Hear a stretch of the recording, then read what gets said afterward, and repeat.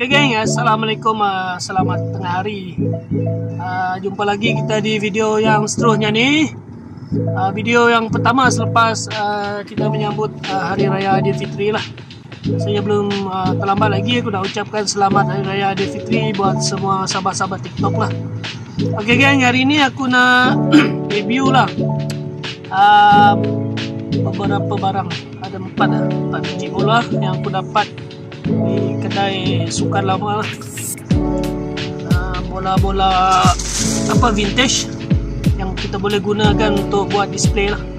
Pada kolektor-kolektor sukan memang sesuai ambil, tapi kena restore sikit. Okay geng, ini bola pertama yang kita dapat. Kita menyambut Hari Raya Aidilfitri lah.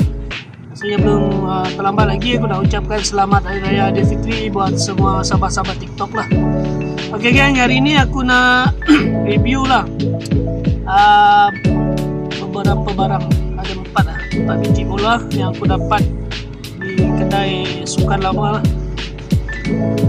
Bola-bola vintage yang kita boleh gunakan untuk buat display lah. Pada kolektor-kolektor sukan memang sesuai ambil, tapi kena restore sikit. Okay geng, ini bola pertama yang kita dapat.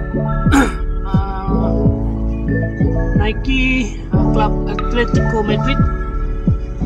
Nampak season sikit, tapi ini belum basuh lah, belum basuh. Atletico Madrid.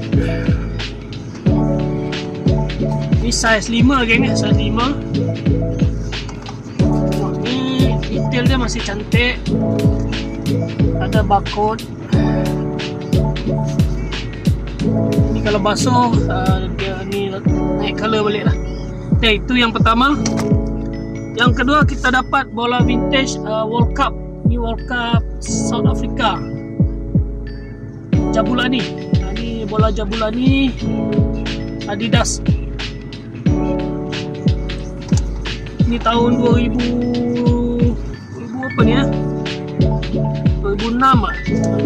Copyright dia tu 2006. Condition agak ni lah. Ini kita boleh restore balik. Nanti kita gam. Cuma kita tak pasti dia punya tube dalam tu elok lagi ke tak. Ini walaupun bukan bola ori replika, tapi masih bernilai. Ada nilai juga untuk kita simpan lah. Ni apa, South Africa tahun 2010 punya World Cup Adidas Jabulani. Bola ni dulu ada banyak kontroversi kan ni bola ni. Okay, next kita dapat bola Adidas lama je ya, Tango Messina. Ini adalah bola Adidas Tango Messina.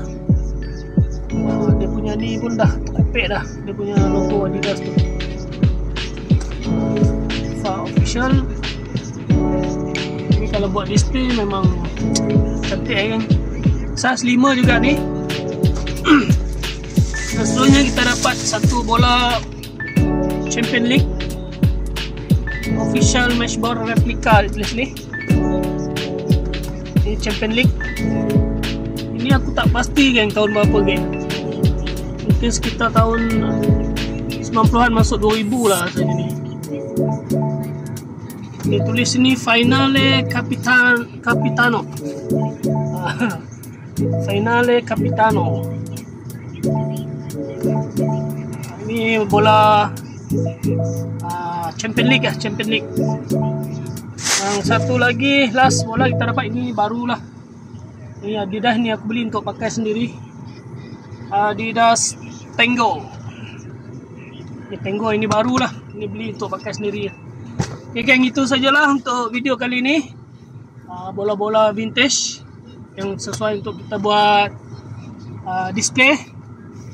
Ada untuk korang punya koleksi ataupun display untuk kolektor-kolektor barang sukan lah. Okay geng, itu saja untuk video kali ini. Sampai jumpa lagi di video seterusnya geng. Moga ada hasil yang lebih padu lagi di video seterusnya. Okay, itu saja. Assalamualaikum. Mantap.